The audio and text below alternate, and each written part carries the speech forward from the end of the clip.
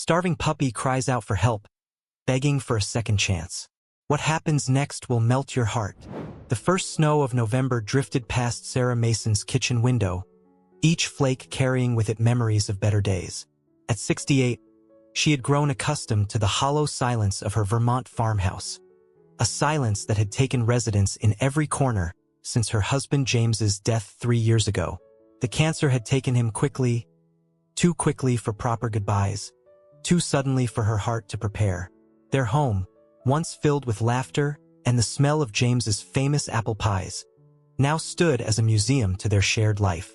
His reading glasses still rested on the bedside table, a half-finished novel marking the last page he'd ever read. His work boots remained by the door, caked with dried mud from his final garden walk. Sarah couldn't bring herself to move them, just as she couldn't bring herself to donate his clothes or reorganize his workshop in the barn. Dr. Wallace, her well-meaning physician, had prescribed antidepressants and suggested grief counseling in Burlington. The pills sat untouched in her medicine cabinet, and the counselor's business card served as a bookmark in James's unfinished novel. Sarah didn't want to heal. Healing felt too much like forgetting. Her only concession to living was her daily walk. Every morning, regardless of weather, she would bundle up and traverse the same path through the maple grove, past old Mr. Peterson's abandoned dairy farm, and back home. The neighbors had long since stopped trying to engage her in conversation, accepting her polite but distant nods as the most they would get from the widow Mason. That November morning started like any other. Sarah pulled on her husband's old cardigan, the one that still held a trace of his pipe tobacco scent if she imagined hard enough, and stepped out into the crystalline air. The first snowfall had dusted the world in white, transforming the familiar landscape into something ethereal. The crunch of her boots against the newly fallen snow should have been the only sound, but there was something else, something that made her stop mid-stride, head tilted like a bird listening for danger. A whimper, so faint it might have been imagination, carried on the wind. Sarah stood perfectly still, her breath forming small clouds in the frigid air. There it was again, a sound of such profound desperation that it pierced through 3 years of carefully constructed numbness. The sound led her off her usual path, toward the skeletal remains of the Peterson dairy farm. The barn had been slowly decomposing since the family moved to Florida 5 years ago, unable to compete with the large industrial farms that had taken over the region. Sarah remembered when the Peterson place had been the pride of the county, their Jersey cows producing the sweetest cream anyone had tasted. As she rounded the corner of the barn, the sight before her stopped her heart mid-beat. There, huddled against the weathered boards, lay what she first mistook for a pile of rags. But rags didn't shiver, and they certainly didn't look up with eyes that contained entire universes of pain. The puppy, if you could call such an emaciated creature a puppy, was barely more than a skeleton wrapped in patchy fur. Its ribs pressed against skin so thin it seemed transparent, and areas of angry red flesh showed where fur had fallen out in clumps. But it was the eyes that undid Sarah completely, huge golden brown orbs that seemed to hold both infinite sorrow and an impossible hope. "Oh, sweet Jesus," Sarah whispered, her voice cracking from disuse. The puppy's tail made a weak attempt to wag, creating a small arc in the fresh snow. Without thinking, Sarah shrugged off James's cardigan and approached slowly, speaking in the soft tones she had once used to calm colicky babies in her years as a maternity nurse. "It's all right, little one. I won't hurt you. Let me help." The puppy tried to stand but collapsed, its legs folding like wet paper. A sound escaped its throat, not quite a whimper, not quite a bark, that spoke of pain and fear and desperate longing for help. Sarah's hands shook as she carefully wrapped the trembling creature in James's cardigan. The puppy weighed almost nothing, like holding a bundle of autumn leaves. This close, she could see it was female, probably some sort of retriever mix, though her current state made it hard to tell. She couldn't have been more than 4 or 5 months old. "Who did this to you?" Sarah murmured, cradling the puppy against her chest. "Who could leave you out here to die?" The nearest veterinary clinic was in Burlington, almost an hour's drive away. Sarah's old Subaru hadn't been started in months. She relied on delivery services for groceries and Mrs. Henderson's occasional casseroles for everything else. But as she looked down at the fragile life in her arms, she knew there was no choice to make. The trek back to her house seemed endless. Every few steps, she would check to make sure the puppy was still breathing. The small creature had gone unnaturally still, only the shallow rise and fall of her chest indicating she lived. Sarah's hands trembled as she searched for her car keys, finding them in a kitchen drawer where they had lain untouched since James's last hospital visit. The Subaru protested with a series of sputtering coughs before finally turning over, the engine grinding in a way that would have worried her if she had the capacity to worry about anything beyond the dying puppy in her arms. "Hold on, sweetheart," she whispered, creating a nest out of the cardigan on the passenger seat. "Just hold on for me." As she navigated the icy roads toward Burlington, Sarah found herself doing something she hadn't done since James's diagnosis. She prayed, not the formal prayers of her Methodist upbringing, but desperate, scattered pleas to any power that might be listening. "Please," she whispered, glancing at the two-still bundle beside her. "Please don't let her die. Not like this. Not alone in the cold." The puppy's breathing grew more labored with each passing mile. Twice, Sarah had to pull over to make sure she was still alive. The second time, the puppy's eyes fluttered open, fixing on Sarah's face with such trust that it broke something loose inside her. Something that had been frozen solid for 3 years. "You know what?" she said, gently stroking the puppy's head. "I'm going to call you Hope, because that's what I see in those eyes of yours, even now. And we could both use a little hope, couldn't we?" The Burlington Emergency Veterinary Hospital appeared like a beacon through the swirling snow. Sarah parked haphazardly across 2 spaces, gathered Hope in her arms, and rushed through the automatic doors. "Please," she called out to the startled receptionist. "She needs help. I found her. She's dying." What followed was a blur of activity. Dr. Catherine Chun, a young veterinarian with steady hands and kind eyes, quickly assessed Hope's condition while a team of technicians moved with practiced efficiency. Severe malnutrition, dehydration, mange, and what appears to be pneumonia, Dr. Chun listed as she worked. "She's also running a dangerously high fever." "How long have you had her?" "I just found her," Sarah explained, wringing her hands. "Behind an old barn. I couldn't just leave her there." Dr. Chun nodded, her face grave. "You did the right thing bringing her in. The next 24 hours will be critical.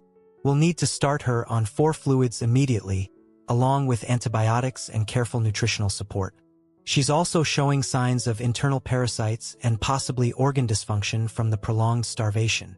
"Will she?" Sarah's voice caught. "Will she make it?" "I won't lie to you," Dr. Chun said gently. "Her condition is very serious.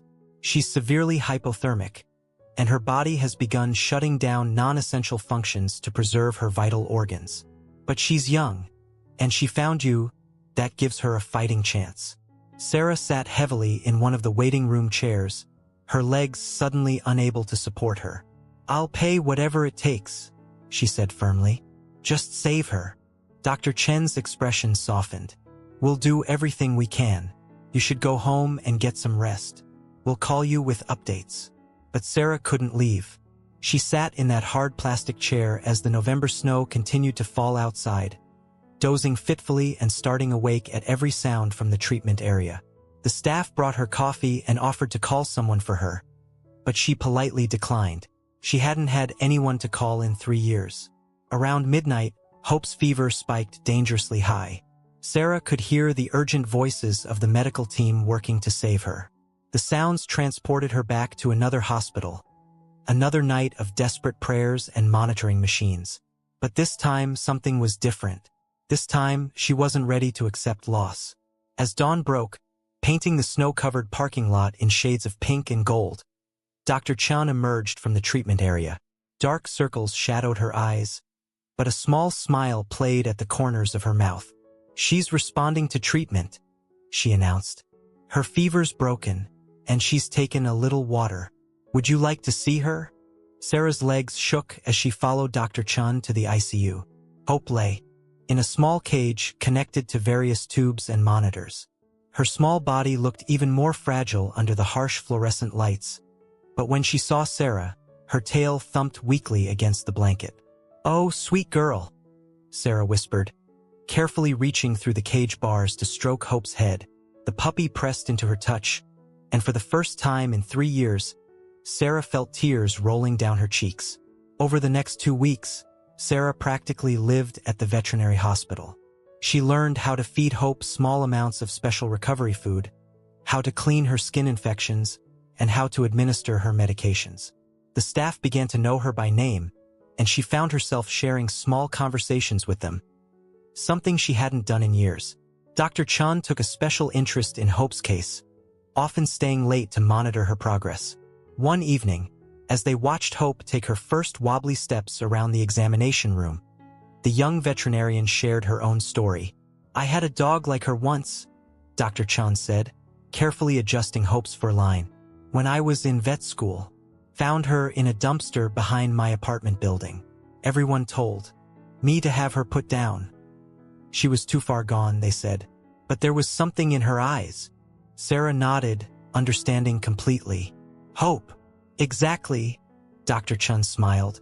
"That dog lived another 12 years, saw me through graduation, my first job, my marriage. Sometimes I think she held on just long enough to make sure I would be okay on my own." She paused, watching as Hope managed a few more steps before settling back into her bed. "You know, she's going to need a home when she's ready to leave." Sarah's heart clenched. She hadn't thought that far ahead. I live alone. I'm not sure I'd be the best." Dr. Chun touched her arm gently. "Sarah, I've been doing this job for 10 years. I've never seen a stronger bond form so quickly between a human and an animal. She trusts you completely. And if you don't mind me saying so, I think you need her as much as she needs you." That evening, Sarah drove home to prepare her house for a puppy. She stood in the doorway of James's study, which had remained untouched since his death, a shrine to their shared life. With trembling hands, she opened the curtains, letting in the winter sunlight. Dust motes danced in the air as she began to clear space, carefully packing away James's papers and books. As she worked, memories surfaced like bubbles in a stream. James had always wanted a dog, but Sarah had resisted. Too much mess, too much responsibility, too much potential for heartbreak. Now, as she converted his study into a cozy space for Hope, she wondered if perhaps he had known something she hadn't. That sometimes, the heart needs something to care for in order to keep beating. She went to the local pet store, consulting with the staff about everything a recovering puppy might need. The young clerk, Tommy, spent over an hour helping her choose the right supplies, sharing stories about his own rescue dog. "The best ones find us when we need them most," he said as he loaded bags of premium puppy food into her cart. "My Max showed up right after my mom passed. Saved my life, if I'm being honest." As Sarah arranged beds, toys, and supplies in James's old study, she realized she was humming, something she hadn't done since before his diagnosis. She caught her reflection in the window and saw something unfamiliar. A smile. 3 weeks after finding Hope, Sarah brought her home. The puppy was still thin, but her fur was beginning to grow back, revealing a beautiful golden color. She explored her new home with cautious excitement, never straying far from Sarah's side. That first night, Sarah made up a bed for Hope in the study, but the puppy's crying broke her heart. She ended up carrying Hope upstairs to her bedroom, setting her gently on James's side of the bed. "Just for tonight," she told Hope sternly. But as the puppy snuggled close to her, sighing contentedly, Sarah knew she was fooling herself. The days turned into weeks and weeks into months. Hope grew stronger every day, blossoming into a beautiful young dog with a gentle soul. She seemed to understand exactly what Sarah needed, when to offer playful distraction, when to provide quiet companionship, and when to simply rest her head on Sarah's lap as the older woman looked through old photo albums. Sarah found herself changing too. Her daily walks became adventures with Hope, who loved exploring the woods behind the house. She started talking more first to Hope, then to the people they met on their walks. She joined a local senior center's dog walking group, where she met other older adults who had found new purpose through their four-legged companions. Margaret, a 72-year-old former librarian, became a particularly close friend. She had lost her husband around the same time as Sarah and had adopted an elderly beagle named Charlie from the local shelter. "It's funny," Margaret said one day as they watched Hope and Charlie play in the snow. "We think we're rescuing them, but really they're rescuing us." Spring arrived, painting the Vermont landscape in soft greens and yellows. Hope's transformation was complete. Her coat now gleamed golden in the sunlight, and her eyes sparkled with joy instead of desperation. She had grown into a medium-sized dog with a gentle disposition and an uncanny ability to sense when someone needed comfort. Sarah began volunteering at the veterinary hospital, sharing her story with other pet owners facing difficult situations. She worked with Dr. Chun to establish the Hope Fund, a program to help cover emergency care for strays and abandoned animals. The fund helped save dozens of animals in its first year alone. 1 year after finding Hope, Sarah hosted a gathering at her house, something she would have never imagined doing before. Dr. Chun came, along with friends from the dog walking group, Tommy from the pet store, and even Mrs. Henderson from next door. They celebrated Hope's Gotcha Day with dog-friendly cupcakes and regular ones for the humans. As Sarah watched Hope charm her guests, accepting gentle pets and offering her signature gentle kisses, she felt a warmth in her chest that had been absent for so long. Later that night, as she and Hope settled into bed, yes, it had become their permanent arrangement, Sarah looked at the photograph of James on her nightstand. "You'd love her, James," she whispered. "She saved me, you know. When I thought there was nothing left to live for, she showed me I was wrong." Hope lifted her head and gave Sarah's hand a gentle lick, as if in agreement. Sarah scratched behind her ears, marveling at how fate had brought them together that snowy November day. Their story spread throughout their small Vermont town, shared first at the senior center, then at the local coffee shop, and eventually making its way to the local newspaper. The article, titled "Hope Finds Home," caught the attention of a national animal welfare organization, which invited Sarah to speak at their annual conference. Standing at the podium, Sarah shared her story with hundreds of animal lovers, her voice growing stronger with each word. Hope sat beside her, her presence giving Sarah the courage she needed. "Sometimes," she told the audience, "we think we know what our life is supposed to look like. We make plans, we build walls, we tell ourselves stories about who we are and what we're capable of. But then something happens, something unexpected and beautiful, that shows us how wrong we were." 2 years after finding Hope, Sarah sat on her porch swing, watching as Hope played with a pair of chickadees in the garden they had planted together. The dog's golden fur gleamed in the summer sunshine, and her eyes sparkled with boundless joy. No trace remained of the desperate, dying puppy she had once been. Sarah had changed too. Her silver hair was now stylishly cut, and she wore bright colors instead of the drab grays and blacks that had dominated her wardrobe after James's death. She had friends again, a purpose, and most importantly, she had love in her life. The Hope Fund had grown beyond their small town, with other veterinary clinics across Vermont adopting the model. Sarah had become something of a local celebrity, known as the Dog Lady of Burlington County. She embraced the title, using her platform to advocate for animal welfare and senior pet adoption. Dr. Chun had become a close friend, often stopping by for Sunday dinners. She brought along her husband Mike and their toddler Lucy, who adored Hope. The dog showed infinite patience with the little girl, allowing her to use her as a pillow during story time and gently accepting treats from tiny hands. "You know what amazes me?" Dr. Chun said one evening, watching Lucy and Hope doze together on the living room rug. "When you brought her in that day, I honestly wasn't sure she would make it through the night. But there was something about the way she looked at you." Sarah nodded, understanding completely. "She had decided to live," she said simply. "And somehow, she helped me decide the same thing." The Senior Center's dog walking group had expanded to include a monthly support group for grieving pet owners and people who had lost spouses. Sarah found herself sharing her story again and again, watching as hope kindled in eyes that had grown dim with loss. Margaret, Her friend from the walking group had started a pet therapy program at the local elementary school. Hope was a regular visitor, helping children overcome their fear of reading by serving as a non-judgmental audience. The sight of Hope lying patiently beside a struggling reader, offering gentle encouragement with her presence alone, never failed to bring tears to Sarah's eyes. 3 years after that snowy November morning, Sarah received a call from Animal Planet. They wanted to feature Hope's story in a documentary about extraordinary bonds between humans and animals. Sarah hesitated at first, uncomfortable with the attention, but Hope's story had already helped so many. Perhaps sharing it more widely could help even more people and animals in need.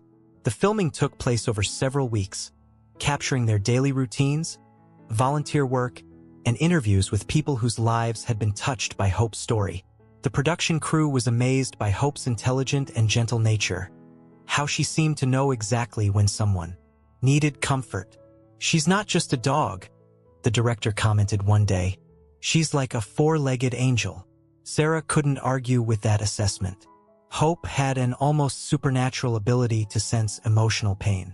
When Mrs. Henderson's husband passed away suddenly, Hope had insisted on visiting their house every day for weeks, providing silent comfort to the grieving widow. When a young man in their support group broke down talking about his lost partner, Hope had gently placed her head in his lap until the tears subsided. The documentary aired on a crisp autumn evening, almost exactly 3 years after Sarah had found Hope behind the old Peterson barn. Sarah hosted a viewing party at her house, now warm and full of life. Friends, neighbors, and even some of the children from the reading program crowded into her living room, sharing snacks and tissues as they watched their story unfold on screen. Hope lay in her usual spot by Sarah's feet, occasionally lifting her head to accept pets from the guests. She seemed unimpressed by her television debut, more interested in the plate of dog-friendly treats Margaret had brought.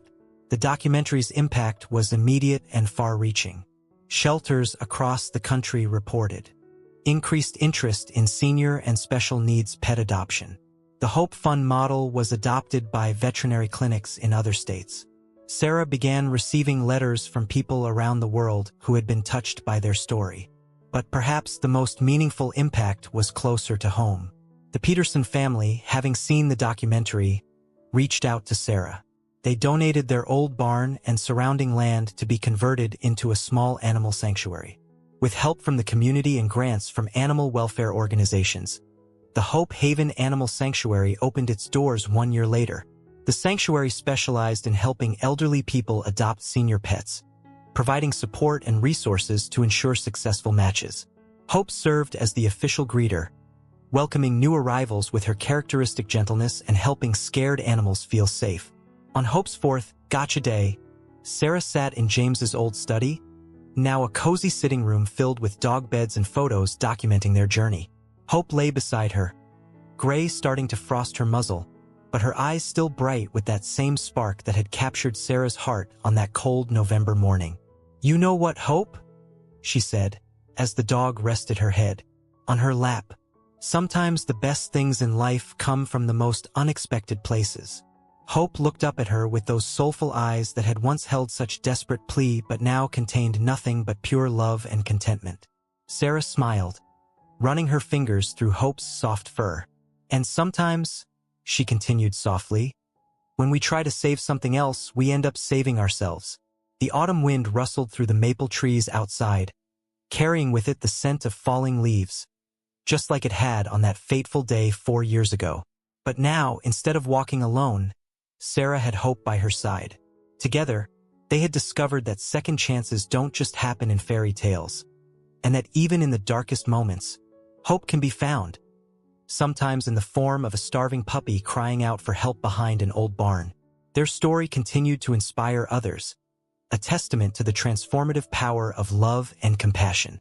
The Hope Haven Animal Sanctuary grew, becoming a model for similar programs across the country. Sarah and Hope's daily walks now included regular visits to the sanctuary, where they helped match lonely seniors with loving pets who needed homes.